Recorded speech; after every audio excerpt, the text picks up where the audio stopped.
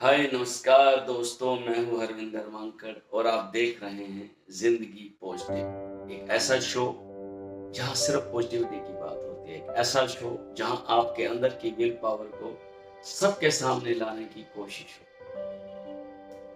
आजकल एक दौर चल रहा है दोस्तों, विश्वास का, खुद को सर्वश्रेष्ठ समझने का। इस पे एक साखी मैं आपको सुनाना चाहता हूँ। तेज तूफान आ रहा, बहुत तेज, मतलब पेड़ के पेड़ उखड़ रहे थे, बारिश हो रही थी, अंधाधुंध, मतलब कि आंधी, और जिसको तूफान कहते हैं। और जंगल के भीतर तो अगर ये तूफान आता है तो आप समझते हैं कि और भयानक रूप ले लेता है।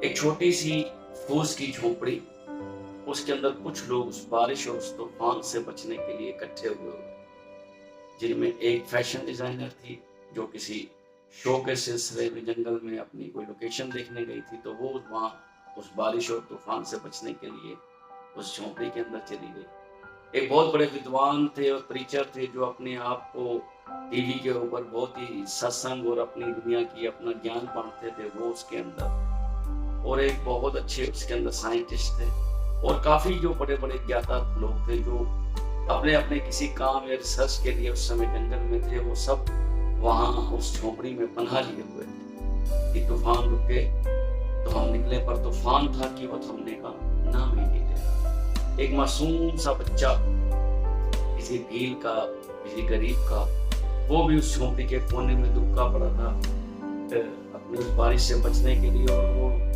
इनके पढ़े लिखे और इस तरह के ये हाई सोसाइटी लोगों के बीच में बेचारा अपने आप को असहज महसूस कर रहा।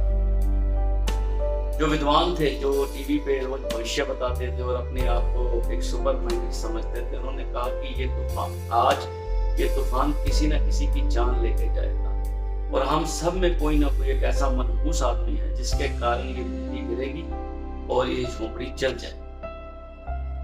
सब डर गए। वो बोले भैया तो कौन हो सकता है? वो फैशन डिजाइनर बोली जो अपने आप को आज के जमाने की हीरोइनें समझती हैं, बोलती मैंने तो कोई पाप किया नहीं, मैं तो उल्टा लोगों को खूबसूरत बनाती हूँ, लोगों को लड़कियों की सेवा करती हूँ, उन्हें दुनिया के सामने लेके जाकर उन्हें अवार्ड दिलवाती हूँ, तो कम से कम मैं तो वो नहीं हो सकती। साइंटिस्ट बोले मैं तो मानता ही नहीं किसी भगवान को, और ये तुम जो कह रहे हो बकवास है, कोई बिजली बिजली नहीं गिरने वाली हो, ऐसा कुछ नहीं होने वाला, और मैं वो मनुष्य आदमी नहीं हो सकता। इस तरह अंदर एक पंडित जी थे, धर्मात्मा लोग थे, वो धर्म गुरु थे, वो सब ने कहा कि नहीं, हम वो नहीं हो सकते क्योंकि हम तो बहुत पवित्र लोग हैं, बहुत पहुंचे हुए लोग हैं, ईश्वर की हम पे कृपा है, हम पापी नहीं है, हमें से कोई पापी नहीं होता, हम कट्टर ईमानदार और सही लोग हैं। अब सबका ध्यान आया वो मासूम बच्चे की तरफ जो एक कोने में बैठा, बस ठंड और बारिश की वजह से कांप रहा था क्योंकि शरीर पे उसके कपड़े भी नहीं थे, बहुत चीथड़े थे। सबकी नजरें उसकी तरफ आई कि ये जो लड़का है ये मनहूस है जिसकी वजह से तूफान आ रहा है, अगर इसको हम इस झोपड़ी से बाहर निकाल दें तो हम बच सकते हैं। अब सब ने उसको बोला भगाने की कोशिश कर दी। वो बच्चा डर डर के और अपने आप में सिकुड़ रहा कि नहीं, मैं बारिश में बाहर जाऊंगा तो बीमार हो जाऊंगा। पर वो सब के सब ज्ञानी, अपने आप को खुदा का दूध समझने वालों ने उसको पकड़ा और उठा के झोपड़ी से बाहर फेंक दिया। वो चिल्लाता वो बेचारा जाके दूर झोपड़ी से के एक पेड़ के नीचे गिरा और इतनी देर में जोर से बिजली चमकी और उस झोपड़ी पे गिर गई और जितने भी लोग थे सब मर गए। क्या समझे दोस्तों?